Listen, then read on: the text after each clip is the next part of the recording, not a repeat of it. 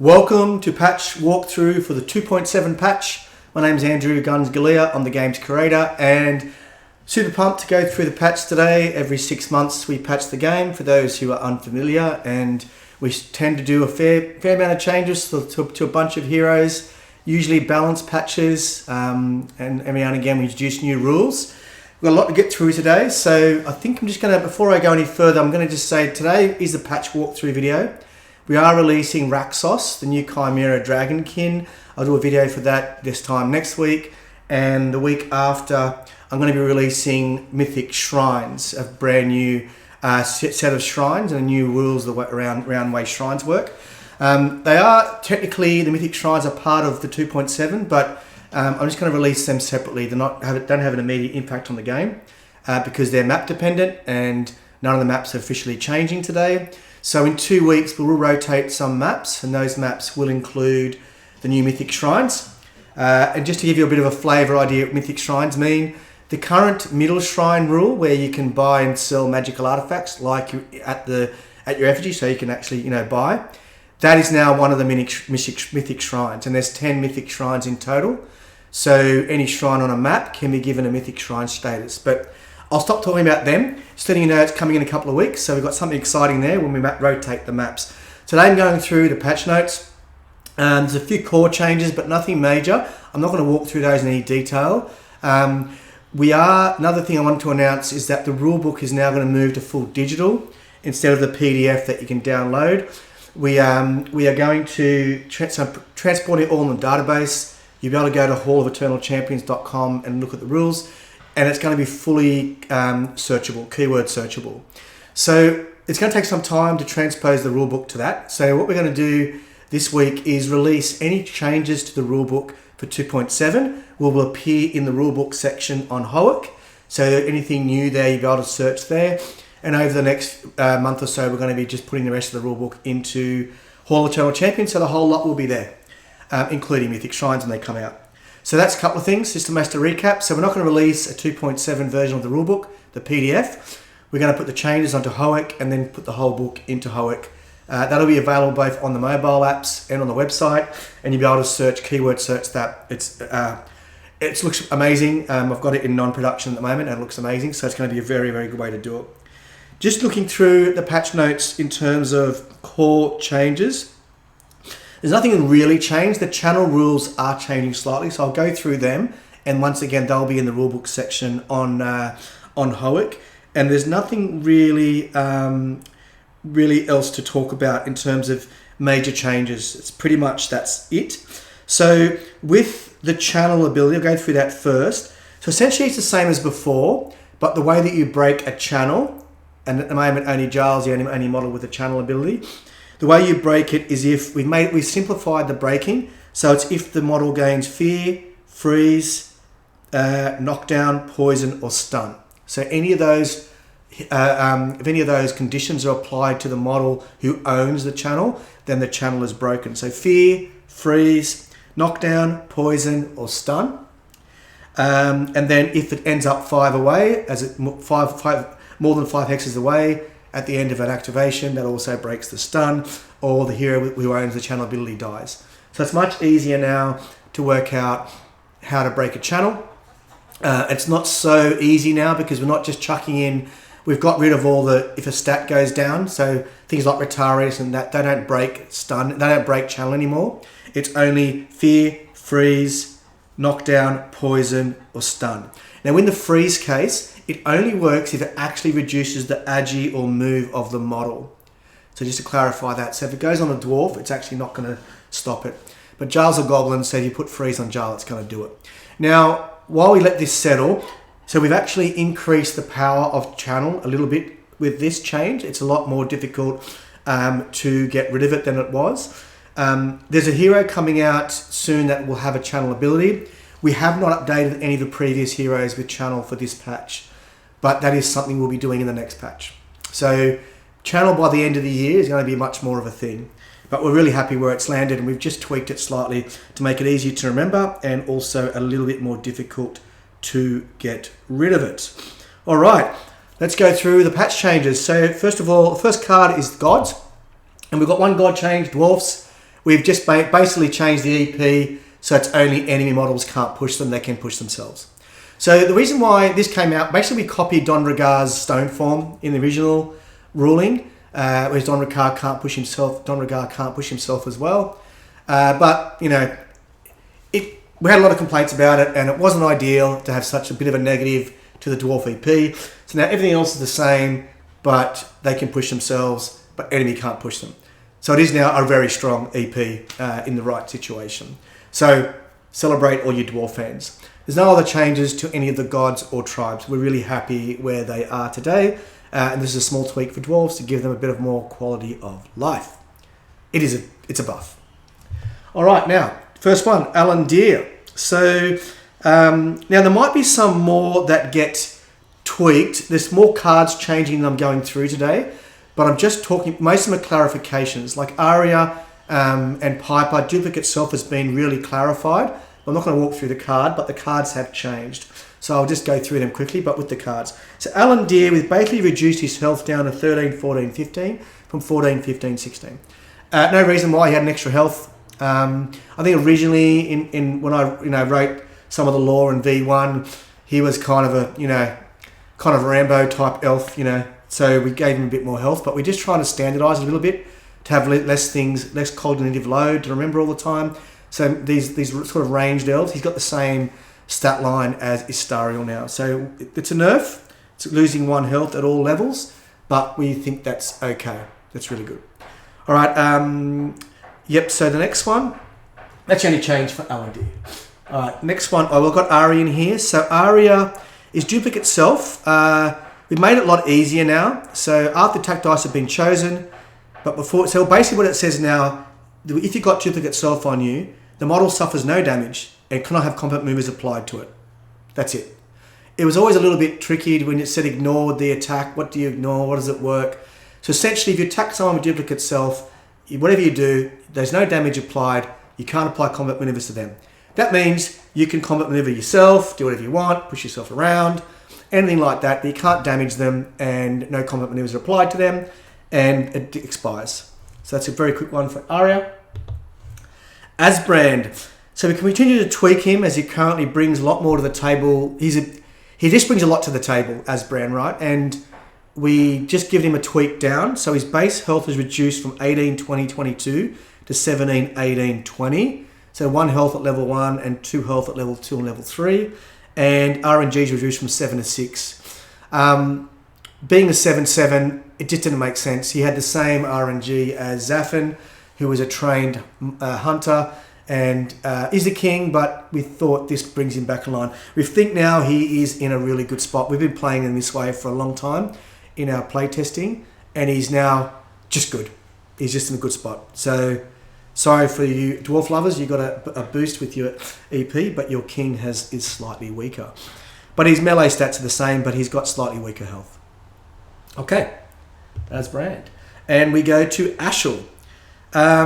We've given him a bit of a boost. So essentially, pinning fire can now do up to 3 enemies. It was previously 2.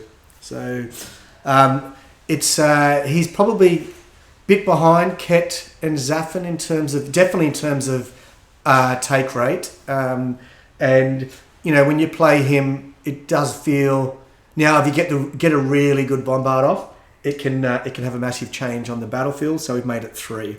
So we're pretty happy with that. All right, Dwarf fans, some good news. Barney's getting a buff.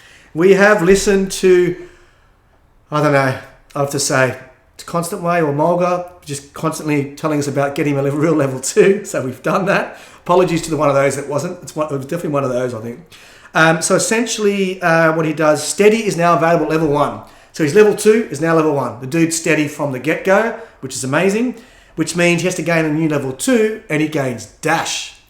This makes him really, really quick. So essentially he's got, he can charge, 6? What is he? 4, yeah, before 6. Yep. He's also mounted, so yeah, and he's got Pathfinder. So it's really good. Really big quality of life update for this guy. Though for the astute dwarf players out there, you know that Barnassus does get, what is it called? Short legs or something, or that he gets movement 4 in the first round of the game. I know that Spiral's been doing that a lot with his dwarf usage, but now he gets it level 2, so it's really good. So Barney, so dwarf lovers so far, up, down, up, but overall I think it's definitely up. Barney's a good change. Awesome. Carver is just we just enforced the fact that Blink can only be executed during Carver's activation. There's a little bit of conjecture whether that's the case or not. We've made that super clear. So he can only blink during his own activation. So if you mind control him, all that kind of stuff, he can't blink the model, which is good. All right, we've got a nerf for Cradle. Cradle is too just a little bit overtuned when you get the Shadow Mist pumping. And the thing that we felt that was a little bit oppressive was Shadow Door. She had the ability to do, because before it was 0 AP and 3 Shadow Mist. We've now made it 1 AP, which is a fairly significant change. We have reduced the Shadow Mist from 3 to 2 to just tweak it a little bit easier. But it now means she can't, charge someone, move, charge, and then push someone back to a Shadow Orb by Shadow Door. It now costs an AP. So she's a little bit too efficient, but still in a very good spot, and we think that's a good tweak. Gendris. We've actually, to nerf for Gendris, it's a funny one, right? Gendris has she brings a lot to the table. She's got a lot of utility, can really influence games with her ability to put down her forest. Now, the one part where we thought she was overtuned, and we're constantly balancing the game with tanks, like making sure that Res 2 models can't dominate too much, and we just felt it was just overtuned, her ability to bounce true damage into a tank. So we removed the true damage from her with her bounce, Lightning Leap. It does mean she's actually quite poor into tanks now, but we're okay with that. There's a lot of things happening in the game that are making it, reducing the effectiveness of tanks.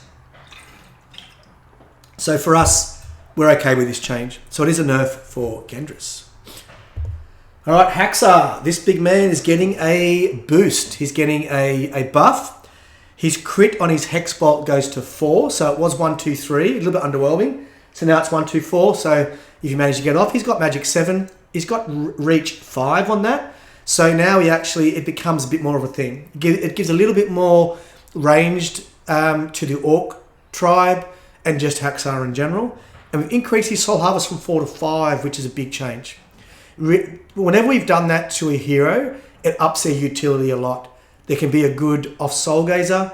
So if you don't want to have 2 Soul Gazers, you can take a Soul Harvest 5. And with his healing, his Equilibrium, his Idols, people don't give it enough credit, but he's level 2, making a bubble immune to a condition. That can shut down a lot of warbands. So we feel Haxar, this is great. We've loved using him in playtest under these rules, and we're hoping they will see more play, particularly as a splash model, because he can be quite a great utility now. All right, Istariel.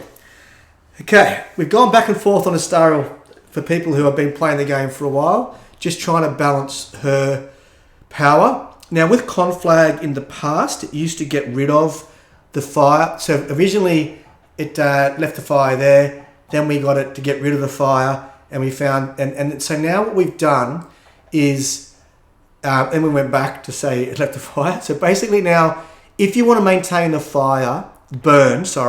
if you want to maintain the burn condition on the model after you use Conflag, she needs to spend a fate to do that. So it's a fate to cast Conflag, you do your damage. If you want the burn to remain, she needs to spend another fate to do that. So if you're in a mid to late game, got a lot of fate, she's the same power level she was, but in the early game, it's just kind of tweak her down a bit, which is what we wanted. She was very oppressive in the early game because you could get a fire off top of turn 2. Not only could you do a ton of damage to the model then couldn't be healed out of combat and had to spend a fate effectively, right? So now to make the opponent spend a fate to get rid of the burn, you have to spend a fate to maintain it. I think it's a lot fairer.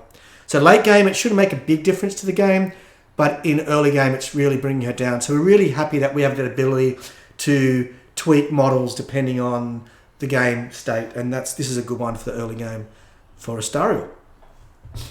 Okay, so nerve for Astariel in the early game, definitely.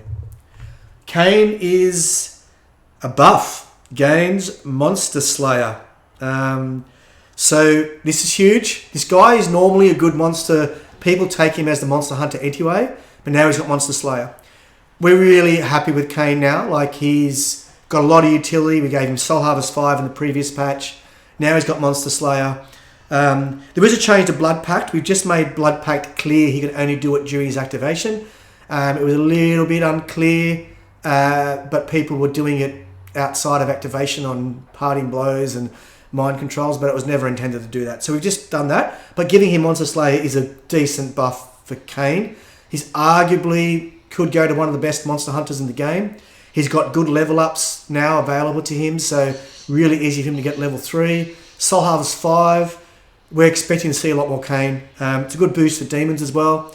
So yeah, really love giving. I was really happy about giving Kane a buff. So go you demon and Kane lovers. Right, Ket. Okay, we've reduced his res from 2 to 1. Okay, we play tested him at res 1 and found that he just melted. But when he hit the table and was a lot more play, we saw a lot more warbands taking him. He was a little bit too hard to take down, to be honest. And if you're up against, another res 2 tank plus Ket who could defend him, yeah, it got to the oppressive stake. So he's going to be, his tankiness is coming down from res 2 to res 1. Still feel he's in a wonderful spot. The comparison with Ashel and Zafin now is a lot more even. They definitely outreach him. He's got a bit more health. He's got regen, but yeah, it's good now. So we think this is a good change for Ket. All right, our man Kogan. This is overall a buff, a decent one. We feel he's someone that we nerfed him in the past. There was a period early in years ago where he was quite dominant. We gave him a nerf. He was in a reasonable place. But what we've done is, first of all, reduced his health down to 16, 18, 20, once again, to just bring it in line with other Minotaurs who have the utility Minotaurs. But we've increased his reach of blunderbuss from 3 to 4 immediately. What we didn't like about Kogan was you basically had to level him up on round 1. If you didn't, to do that, that means he dominates the rest of your warband, because none of the other you couldn't have other models that needed that as well. So we didn't like that about him. It meant his take rate was dropped, and he just often lost out in comparison. So now he starts to reach 4 straight away, which is really, he's got a strong gun for reach 4 out of the box. But we removed armor piercing from his level 1, right? So he gains a reach at level 1, but he no longer automatically armor piercing. But then at level 2, he then gains the armor piercing, and power shot cost is changed to 2S instead of 1J and 1S. So we've done tweaks all over the place with him, some up and some down. Slight reduction in health, increasing his blunderbuss reach at level 1, loses armor piercing, but he gets it level 2. But you can now operate him at level 1 fine, right, without armor piercing. If you want to give him armor piercing and make the power shot easier to get off, then you give him level 2. But now it's a bit more of a choice. I think when he was reach 3, he pretty much had no choice. So really good, really happy with him. We didn't think, just giving him buffs, he's a dangerous model to give just buffs to. So we've kind of counted. I think we've landed in a really good spot with Kogan. So Minotaur lovers, Kogan. I'm calling it a buff. All right. Cavado. We just holistically believe there's too much natural immune to poison in the game. It's the most immune condition in the game. And so we're taking off models that we didn't feel made a ton of sense. It's a tough one, right? Like, there's a lot of models we'd like to give immunity to, but again, getting immune to a condition is quite strong. Cavado is probably above the curve anyway. And whilst we're not touching any of his actual kit, taking poison off him just means, he's a bit more susceptible to that condition. So we've removed poison from Cavado. Laurie Bella is just a quality of life. We've basically said we've removed target keyword from Ferocious Charge and make it clearer against stealth targets. And basically now it's just a charge, right? So you spend 3 AP, charge any model, non-effigy model. So it's basically just a charge.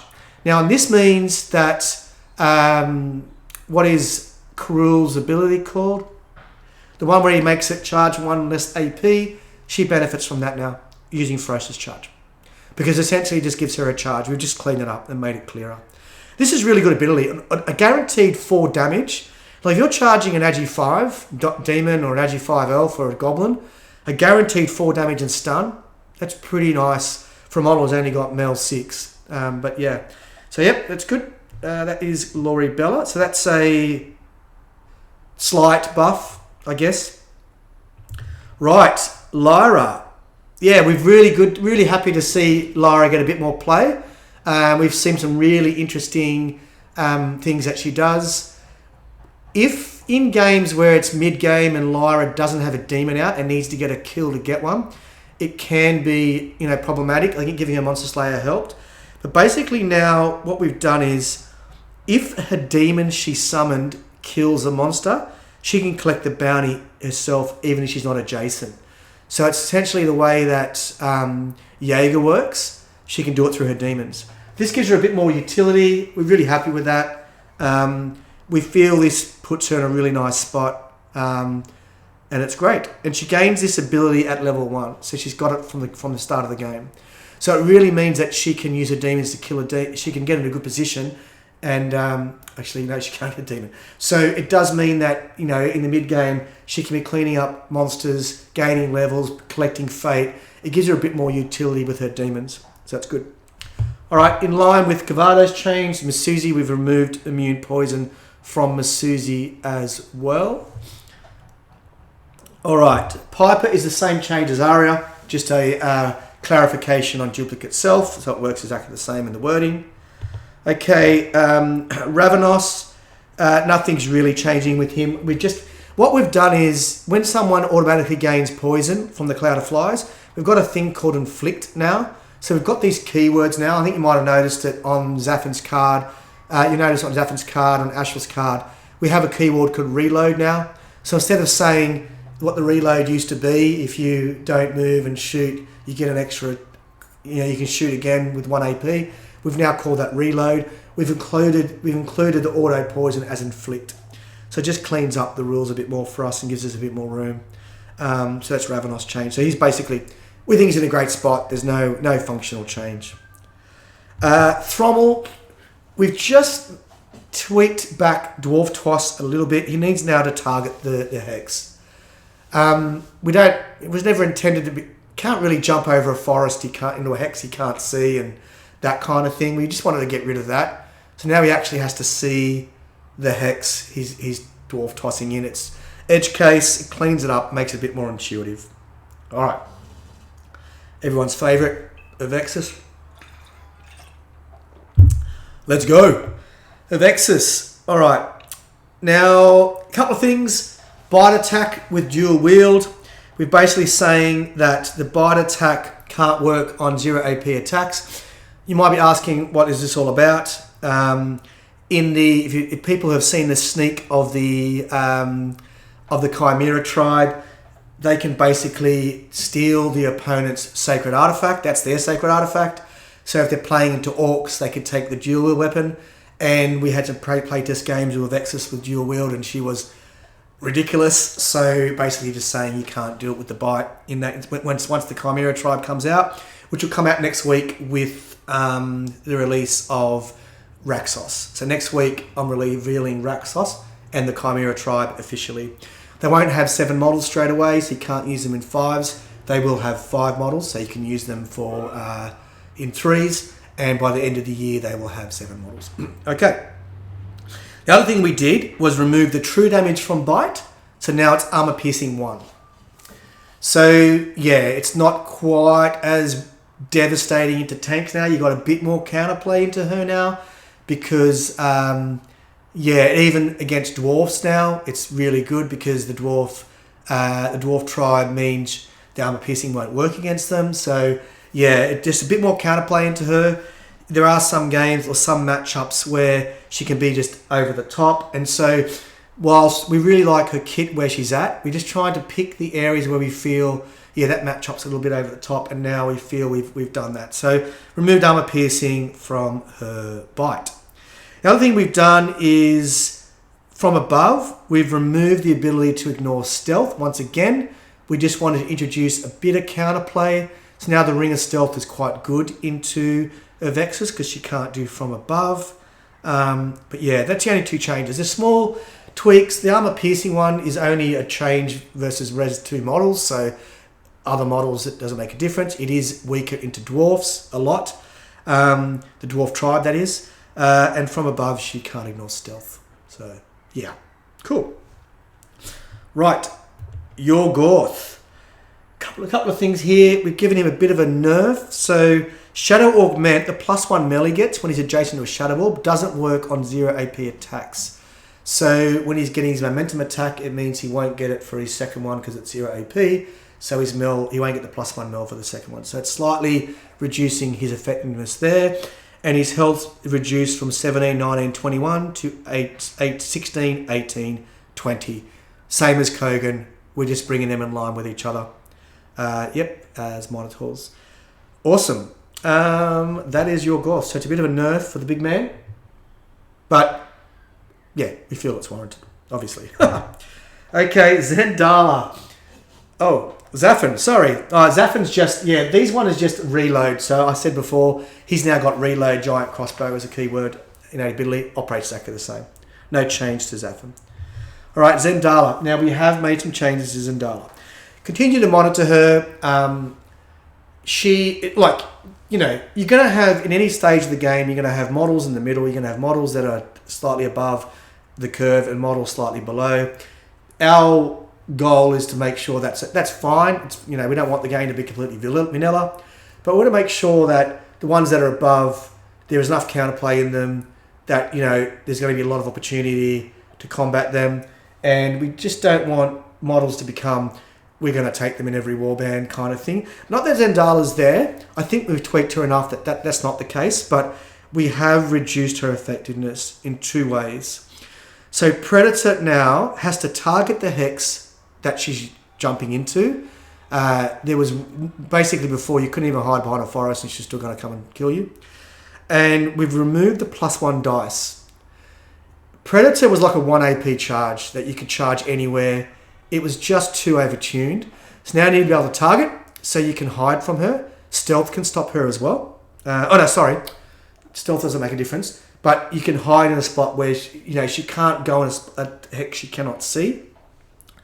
And removing the +1 mil is also a big change. So that's the two changes for Predator. The other one was Shadow Link. We found that she was just too efficient with it. Shadow Link, so now it's gone from 2 to 3 Shadow Mist. So remove 3 Shadow Mist counters from Zendala, place Zendala adjacent to a friendly Shadow Hound, or place a Shadow Hound within 4 adjacent to Zendala. So, yeah, Predator is the big change. Has to target the hex, loses the +1 dice, and Shadow Link is a bit less efficient. So it's a nerf for Zendala. Right, Zonya. Zonya is, let me think now, I think she might be the third model that we ever created. I think it was Bastion, Marcus, Zonya, or Thrommel. Around that, those were kind of the first 4. And then Astariel. They were the first 5. One of the first ones ever. She has hardly changed in 10 years. She's hardly changed through both editions of the game. Just of the, what you read on the tin is what she does. An awesome, brawler, beatdown, assassin, damage dealing, orc, crazy girl. But she, in the new world with 50-something heroes, she's kind of a bit one-dimensional, right? So we wanted to give her a little bit more, make her a bit more fun to play, make her a bit more utility, and this will give her a little bit more defense. And the way to do that is we've basically done 2 things. So Her avatar bonus has also changed. I'll get that in a second. First thing was counter strike, so her level 3. So people that don't know, level 3, when she gets charged, she could hit them before they did it. Now, if she gets a critical hit on that counter strike, she can spend a fate and stop the charge attack completely in its tracks. This is awesome, right? Like, it's kind of, it's a bit dicey, it's a bit fun. It adds a bit of jeopardy to charging her at level 3. There always was some jeopardy, but now it's like you can actually not even do the damage at all if she's got a fate to spend. She can only do it once a round, right? So that's the main thing to know there. The fury part is once a round, right? So she can do the hits, but only once. If she gets a crit, can she do it? So at level 3 now, you've got to think twice or 3 times before charging her, which is quite cool. Now, you can't do combat maneuvers on this attack, obviously, as before, but you can apply a fury counter. So if you get a crit, you apply the Zhonya player will apply a fury to the model, and then you can spend a fate and ignore the rest of the attack, the charge. That's pretty crazy. All right. Avatar bonus. We didn't think this just wasn't enough, particularly, it just didn't feel it did enough for her.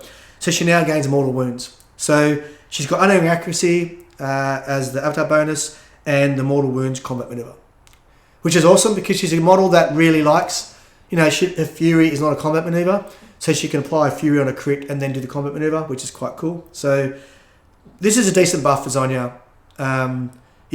We expect to see her a lot more, which is great. And that is the end of patch 2.7. Thank you for listening. I think just to recap what's going on, I'm going to try to do weekly videos from this point forward. So next week would be Raxos and the Chimera tribe. The week after would be a walkthrough of the Mythic Shrines and walking through the new maps that are rotating in. And then I'll have new topics ongoing from there. So I'm going to do it a bit like a vlog, as the creator. I'll talk about whatever's going on with my design. What are we designing in the background? What's going on in the scene? A bit of news and things like that. And obviously dropping models and talking about any updates. So really keen. So I'm keen to try to stick to one video a week. The next 2 weeks should be really cool. We've got some great videos dropping. Let us know what you think of the patch. Remember, hallofeternalchampions.com to go and to see all these rules are going to be up there. We've got Rich Rooks. We've got an awesome, and his group team we've got an awesome TTS module out there. The Vassal module will be updated as well, and of course Sunny doing the cards for the print and play. Don't forget the Howick app, so Hall of Eternal Champions on Android and iOS app stores. You can got all the rules on there. You can track your games, your battles mid-game, and tracks everything for you. It's really good. They're all free, so check them out. Cheers. Have a great time, and see you next week. Peace.